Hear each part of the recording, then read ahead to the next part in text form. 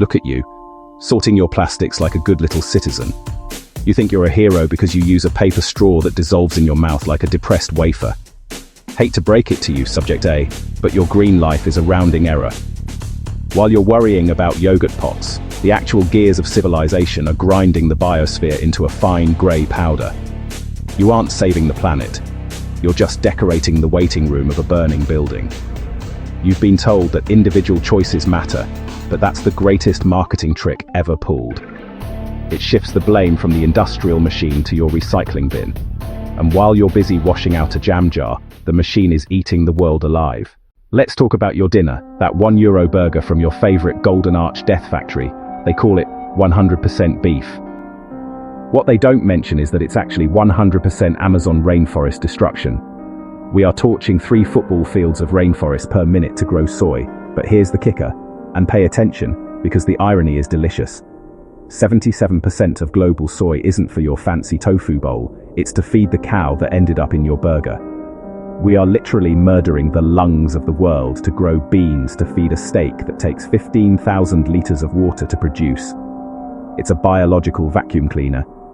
And here's where it gets really funny in a dark, twisted way. By cutting down those forests for soy and cattle, we are destroying the very rain cycle that the crops need to grow. No trees means no moisture, which means no rain, which means your soy fields turn into a dust bowl. We are effectively killing our future food supply just so we can have a cheap, greasy patty today. We've already lost 20% of the Amazon. Once we hit 25%, the entire ecosystem reaches a tipping point and flips into a dry savanna. No more rain, no more carbon sequestration, just a very hot, very dry McDesert. It's the most inefficient calorie conversion in human history, and you're paying for it with every bite. But it's not just the land.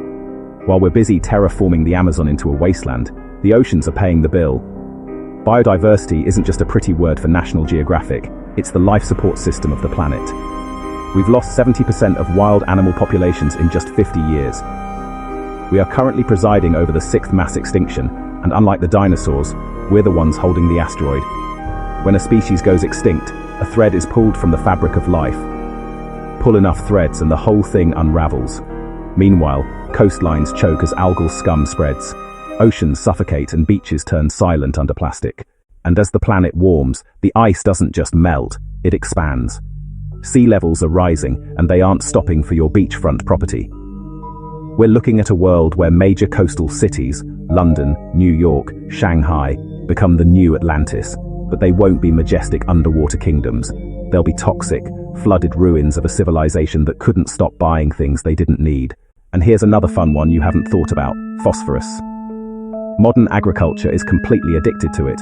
We mine it from rocks, spread it on fields, and it washes into the ocean, creating massive dead zones where nothing can breathe.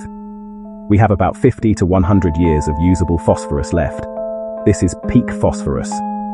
When it's gone, the industrial food system, the one that feeds 8 billion people, simply stops. No fertilizer means no massive crop yields.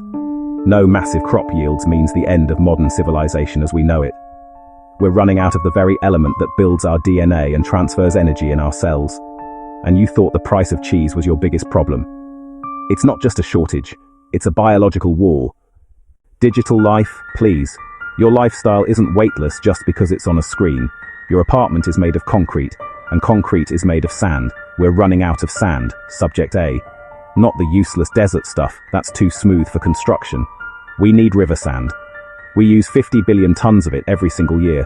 There is actually a sand mafia in places like India that murders people over riverbeds.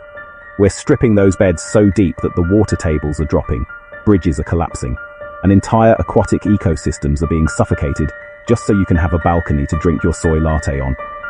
Sand mining drains rivers, water tables fall, bridges weaken, and ecosystems suffocate for our concrete dreams. And that reply all email you just sent to the whole office. Each one produces 4 grams of CO2. If you're a typical office worker, your yearly emails are equivalent to driving a car 200 miles. Think about Bitcoin. A single Bitcoin transaction uses the same amount of electricity an average American household consumes in a month. The cloud isn't some magical ethereal space. It's a massive, heat-spewing warehouse of servers in a desert, humming 24/7, sucking up insane amounts of energy and water just to keep your cat videos and unread emails cool. Every click is a tiny digital stab at the atmosphere. Every email you fire off stacks emissions. Your inbox quietly burns carbon with each send. Now, let's get to the part that actually kills you, the wet bulb temperature. This is the physiological limit of the human machine. For years, textbooks told you the survival limit was 35 degrees Celsius, but new research says, surprise, it's actually much worse. The real danger zone for a healthy person starts as low as 31 degrees Celsius at 100% humidity. This isn't just hot weather. This is physics. Here's how it works.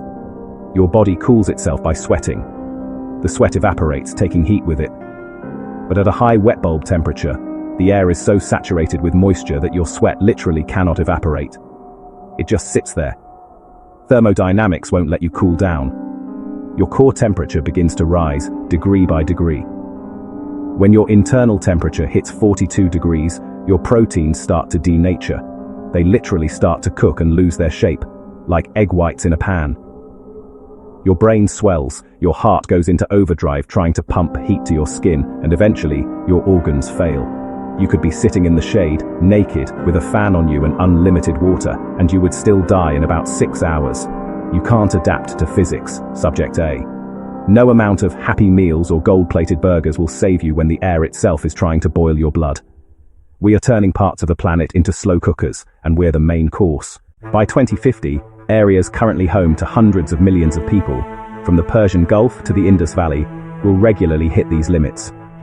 We aren't just changing the weather, we're making the planet biologically incompatible with human life. This is the carrying capacity wall. We've overshot it by 75%. If everyone lived like the average person in a developed nation, we'd need 5 Earths to sustain us. But we only have one, and we've already spent the inheritance.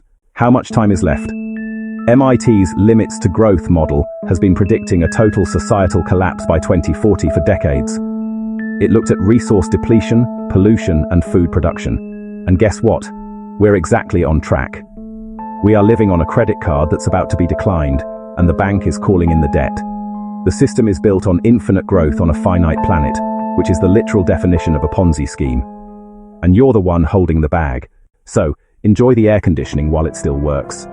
Enjoy that burger while the Amazon still has a few trees left to burn. And maybe look at a map, because home is about to become a very relative term for a few billion people. Subscribe for more ways to realize we're doomed, or don't. The servers will probably melt soonish anyway. Bye.